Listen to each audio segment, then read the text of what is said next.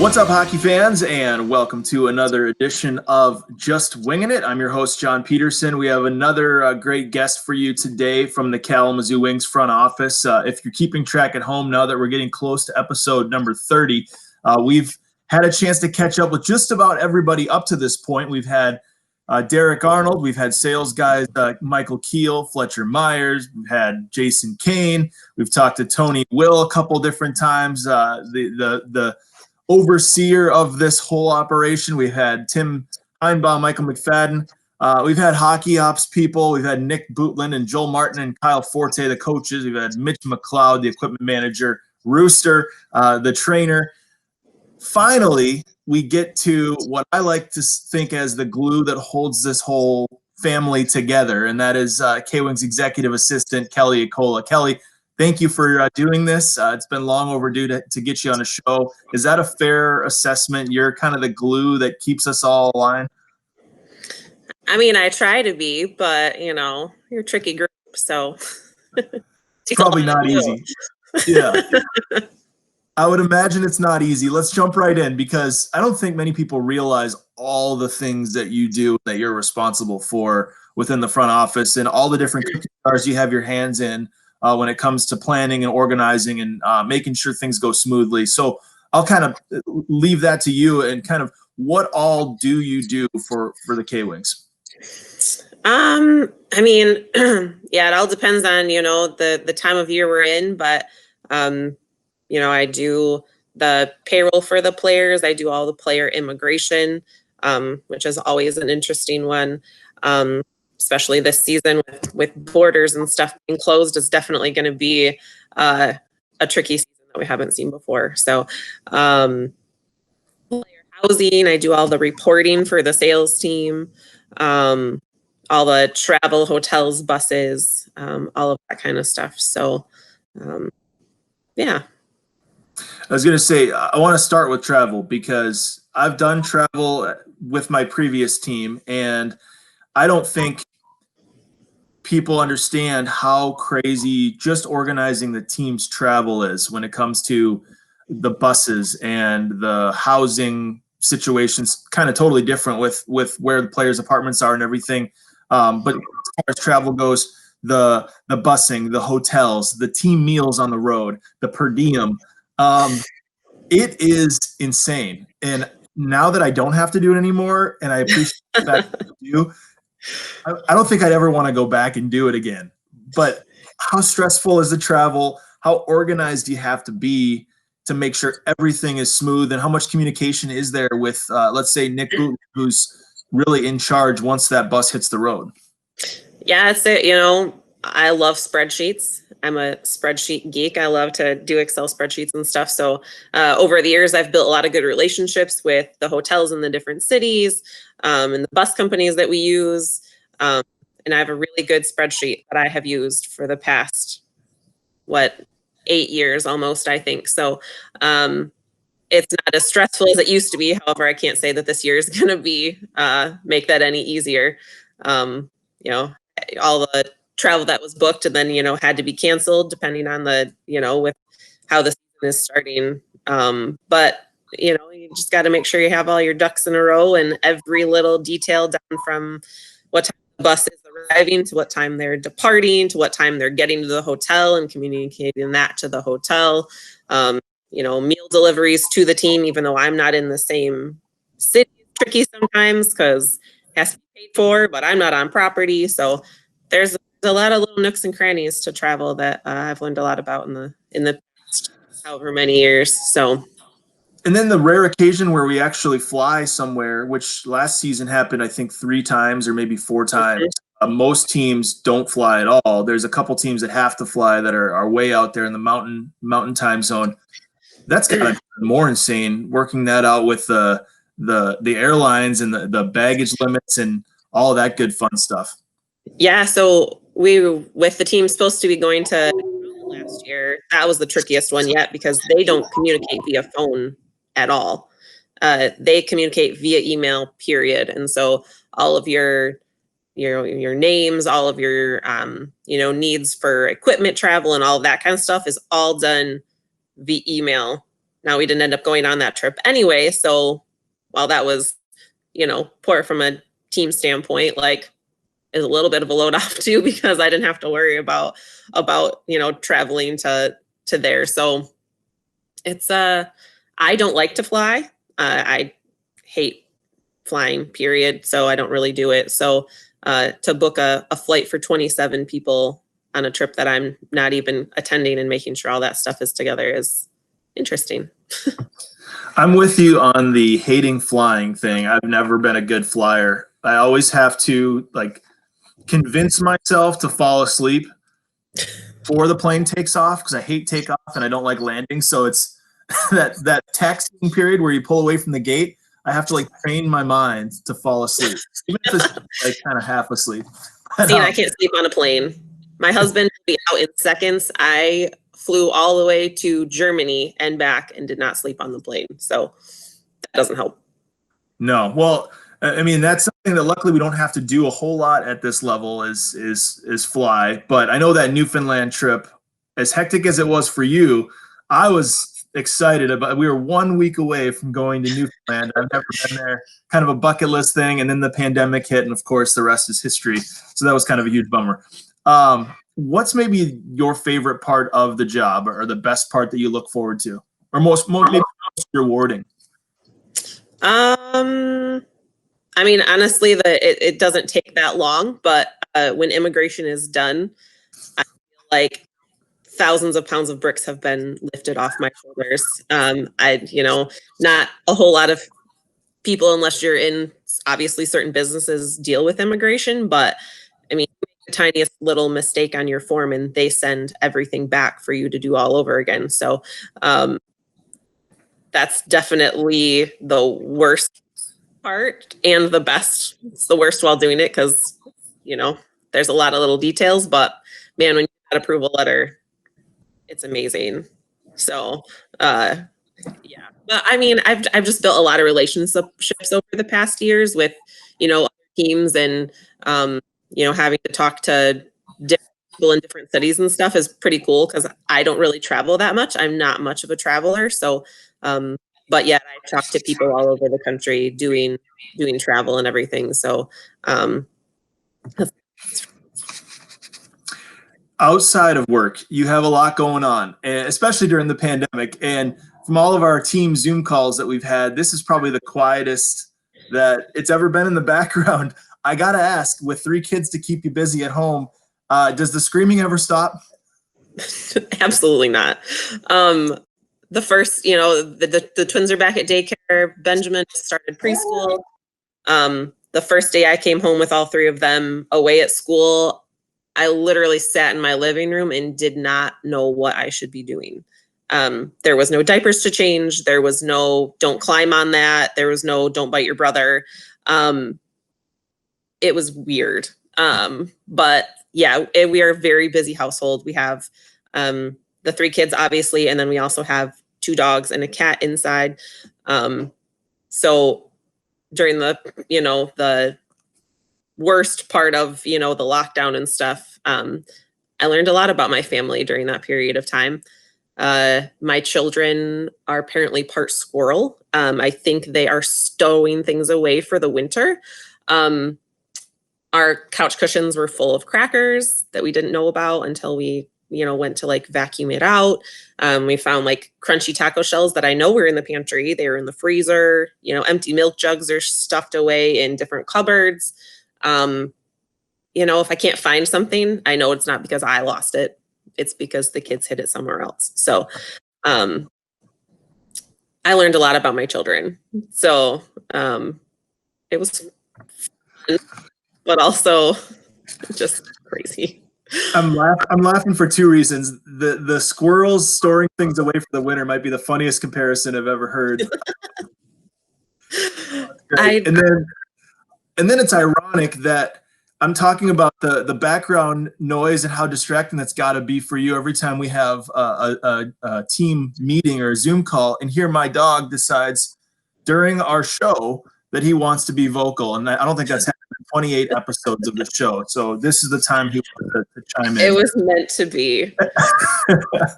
Yeah, they, those kids are tricky. They, they make you think that they ate all their snack and they'll come over and ask for more. And I'm like, wow, you ate that really quickly. And then a week later, I'm vacuuming out the couch and there's like hundreds of goldfish and Cheez-Its in my couch cushions. So, they're tricky little things, but. Now, this might be the wrong priority, but I'm not a parent. So my priority in life is napping. If I get a chance to nap once a day, even if it's a 15-minute nap, it is a win for the day. Do you and your husband ever get to do that? Do you even have time to to sit back and relax and say, we deserve this nap? No, that was the one thing when we started working from home and everything, I'm like, all right, if I get, a little sleepy, while the twins nap, maybe I can just like shut my eyes for like 20 minutes or something. I've actually taken one nap the whole pandemic, which is awful when I think back on it, because what have I been doing, but when they're napping, everyone's like, when your baby naps, you should nap. Well, that doesn't happen. That's not reality. So, when they nap is when I get work done. So naps are not a thing in this household. What is your favorite thing about being a mom? Oh man. I mean, I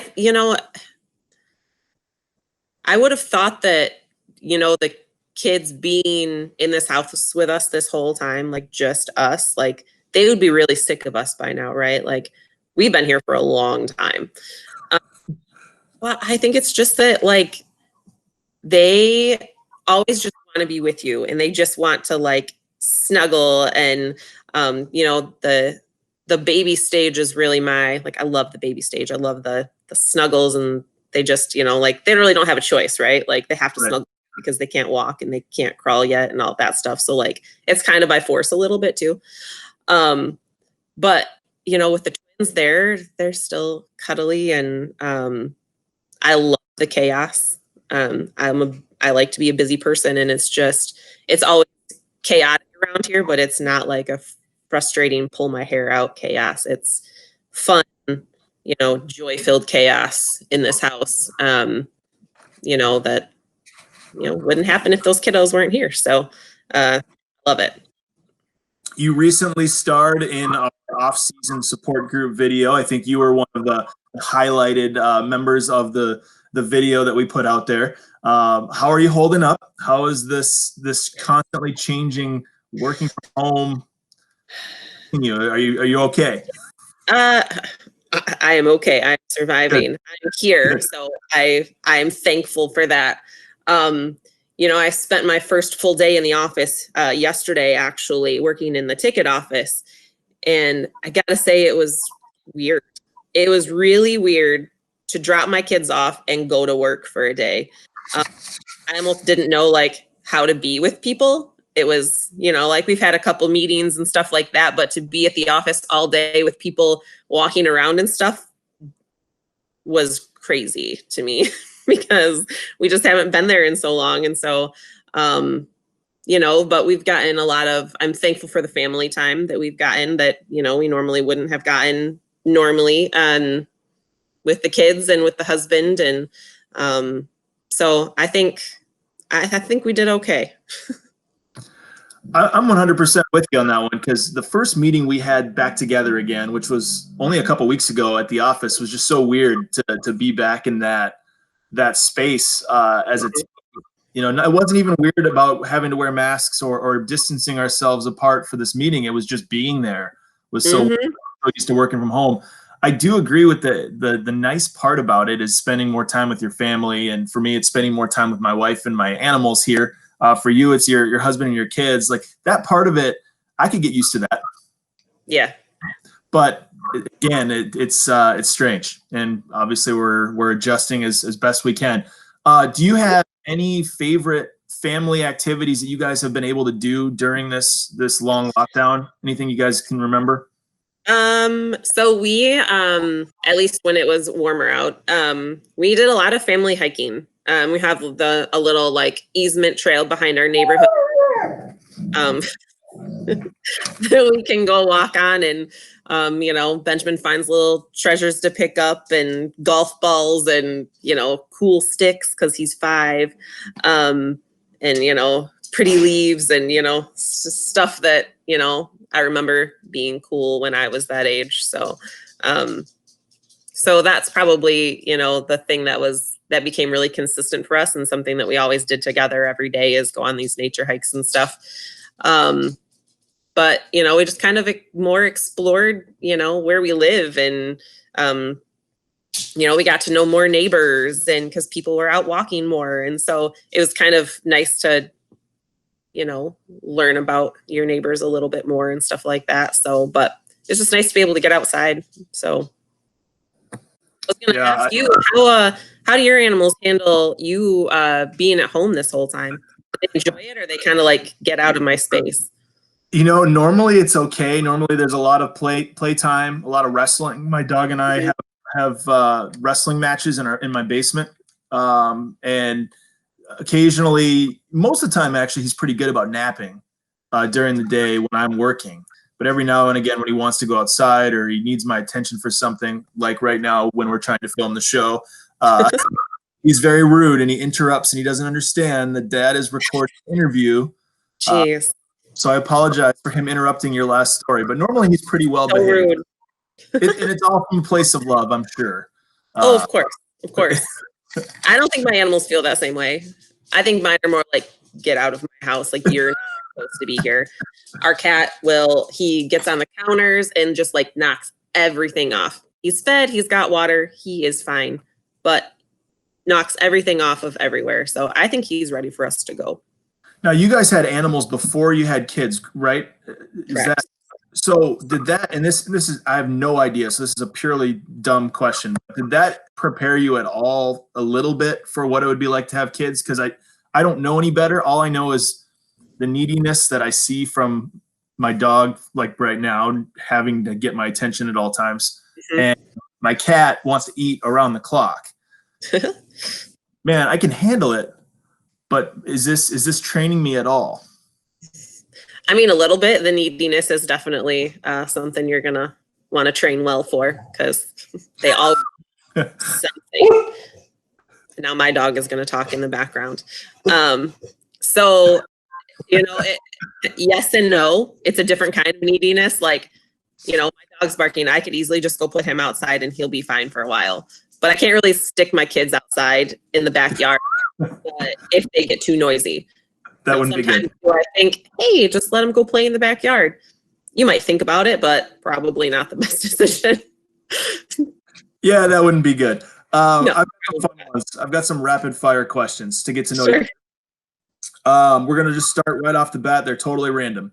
If you had to choose iced tea or lemonade? Lemonade.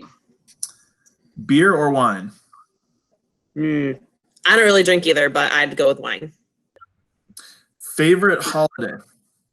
Definitely Christmas. I play Christmas music as soon as it starts coming on the radio. Me and Star 105.7 are best during the holidays. So, yeah. Favorite K-Wings promotion or theme night, if you will? Oh, man. Definitely Green Ice. The chaos of Green Ice.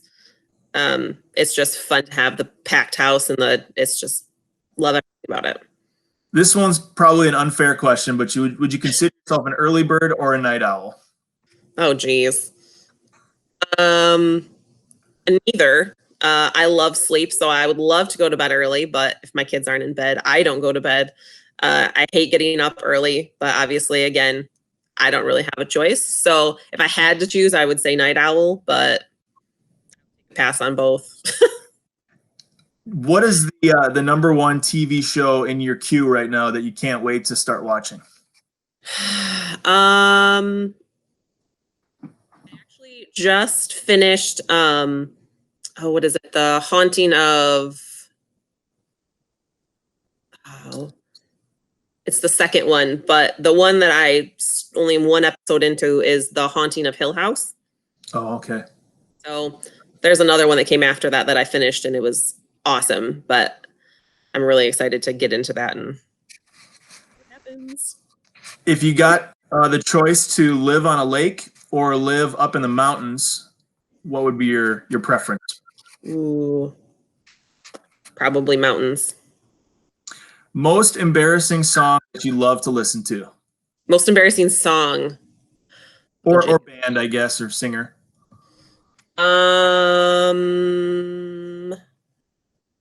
That's a really tricky question.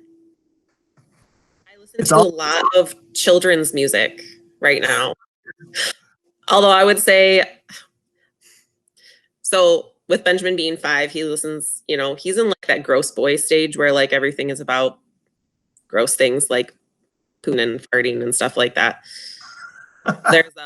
There's this group that does these music videos and songs, and while the tunes are really catchy, there's really gross ones. So I really like the tunes of these songs, but like, their songs farting and stuff they're really gross songs, but like the tunes are kind of catchy. So take that for what you will. But I did not know there was even a universe for that. Can't relate. Yeah, get on YouTube and search Popsico group, and you'll open a whole new world. Right after this interview, I will be there to do my investigative journalism on what the heck you just said for that song and that band. You should probably post a link to it in this interview so people, we don't want them to. This one's a fun one. Have you been to either ocean, Pacific Ocean or Atlantic Ocean? No. No, I don't think so. So if you got to choose which one you'd want to visit first, we'll word the question that way. I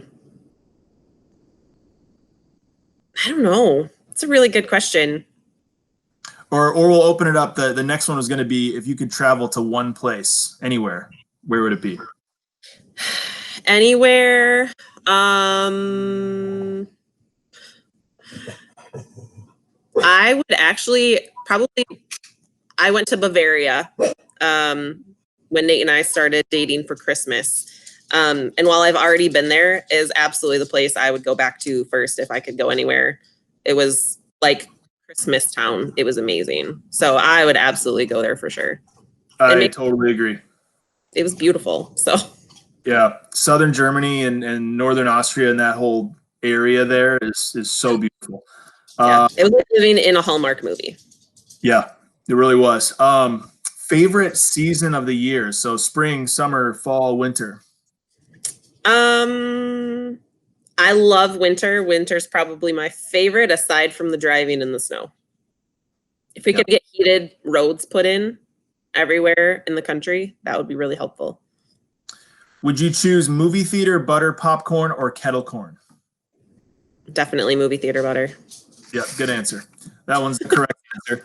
My wife would say kettle corn. That's okay, but it is. I mean, no judgment. It's really good, but yeah.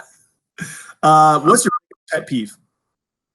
Biggest pet peeve? People not using their turn signals when they're changing lanes. Mm-hmm. If there was one actress that would play you in a movie, who would it be?